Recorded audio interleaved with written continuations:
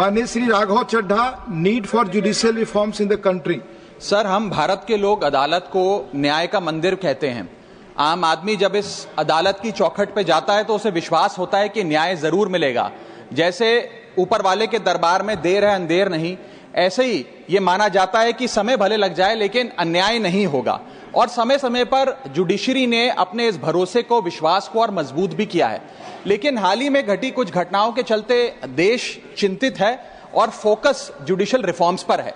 जैसे इस देश में इलेक्टोरल रिफॉर्म्स होए, पुलिस रिफॉर्म्स होए, एजुकेशन हेल्थ केयर में रिफॉर्म्स होए, वैसे ही जुडिशियल रिफॉर्म्स होने की आवश्यकता है। लेकिन ऐसे रिफॉर्म्स जो जुडिशियल इंडिपेंडेंस को मजबूत करें और जुडिशियल करप्शन को समाप्त करें। इस विषय में दो महत्वपूर्ण मुद्दे उठाना चाहूंगा, अपॉइंटमेंट ऑफ जजेस से लेकर रिटायरमेंट ऑफ जजेस तक।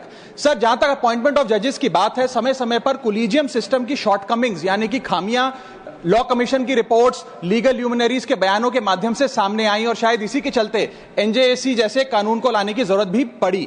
लेकिन अब समय आ गया है कि कोलिजियम स्वयं ही अपने आप को रिफॉर्म करे, अपने आप को रीइन्वेंट करे, ताकि दो चीजें जिसको लेकर लैक ऑफ ट्रांसपेरेंसी और लैक ऑफ पब्लिक स्क्रूटनी, जिन दो विषयों पर कोलिजियम सिस्टम की को क्रिटिसाइज किया जाता है, उसे दूर किया जाए और एक इंडिपेंडेंट ट्रांसपेरेंट प्रोसेस बने जिसमें सीनियरिटी पर, मेरिट पर और इंटेग्रिटी के आधार पर नियुक्ति हो। इस संदर्भ में एक सुझाव लाया हूं सर। आज से पहले एडवोकेट्स को सीनियर एडवोकेट्स डेजिग्नेट करने के लिए एक बड़ा ही ओपेक सिस्टम चला करता था, लेकिन सुप्रीम कोर्ट द्वारा खुद जो गाइडलाइंस लाई गई, आज उसके तहत किसी भी व्यक्ति को अगर सीनियर एडवोकेट बनना है तो उसके लिए एक ट्रांसपेरेंट पॉइंट बेस्ड प्रोसेस है, जिसमें आपसे आवेदन पत्र लिया जाता है। उसके बाद आपकी number of years of practice, pro bono matters कितने किए, कितने रिपोर्टेड जजमेंट है, उसके आधार पे आपको नंबर देकर, पॉइंट देकर आपकी नियुक्ति की जाती है। इसी प्रकार से एक transparent point based, merit based system अगर कोलिजियम सिस्टम लाए तो जजों की नियुक्ति में देश की जनता का और विश्वास बढ़ेगा।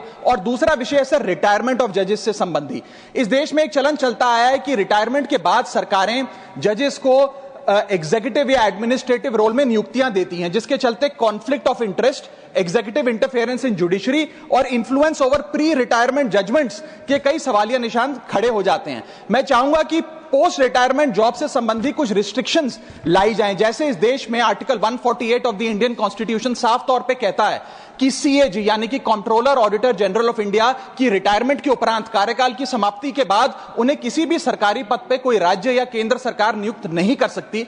इसी प्रकार अगर एब्सोल्यूट रिस्ट्रिक्शन नहीं तो कहीं ना कहीं 2 साल का कूलिंग ऑफ मैंडेटरी पीरियड जरूर लाना चाहिए कि जजों के रिटायरमेंट के बाद कम से कम 2 साल तक उन्हें किसी भी सरकारी पद पर ना कोई राज्य सरकार ना केंद्र सरकार नियुक्त करे। यदि ऐसा होता है सर तो यह भारत के न्यायिक इतिहास में मील का पत्थर साबित होगा। हम देश के लोग अदालत को मंदिर मानते हैं और जजों को न्याय की मूर्ति मानते हैं। ये सारे जुडिशियल रिफॉर्म्स अगर होते हैं तो देश